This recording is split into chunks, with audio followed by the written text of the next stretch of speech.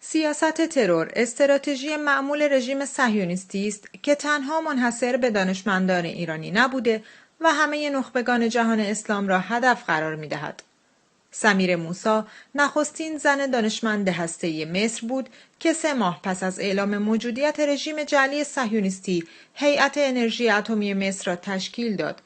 اما هنگامی که برای همایشی به کالیفرنیا دعوت شده بود، توسط عوامل رژیم صهیونیستی ترور شد. مؤكد ما فيش غير ايقاف وتعطيل.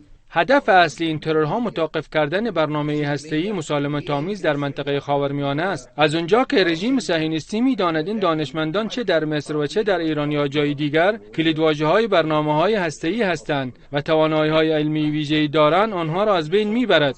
علی مصطفی مشرفه دانشمند اتمی مصر و از مهمترین شاگردان آلبرت انیشتین بود که توسط صهیونیست‌ها به قتل رسید.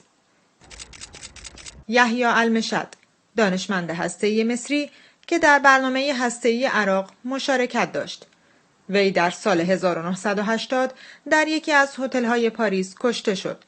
پلیس فرانسه بعدها یک سازمان صهیونیستی را به ترور المشد متهم کرد. الموساد حریص علی موساد مأموریت دارد با توطئه‌چینی دانشمندان کشورهای اسلامی را به ویژه در حوزه انرژی هسته‌ای حذف کند. رژیم صهیونیستی پیشرفت کشورهای اسلامی مانند ایران و مصر را به ویژه در حوزه دانش هسته‌ای برنمی‌تابد. سمیر نجیب دانشمند هسته‌ای و استاد دانشگاه دیترویت، نبیل القلینی، عبدالشکر، سلوا حبیب، ودیع وهاب جرجس و جمال همدان از جمله دانشمندان مصری دیگری هستند که هر کدام نابغه علمی در کشورشان بودند، اما سرانجام به سرنوشت مشابه و مشکوکی دچار شده و توسط عوامل موساد به قتل رسیدند.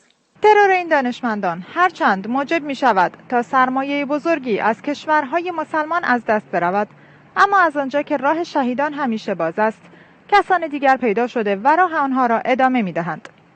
سمیرا منتظری، خبرگزاری صدا و سیما، قاهره.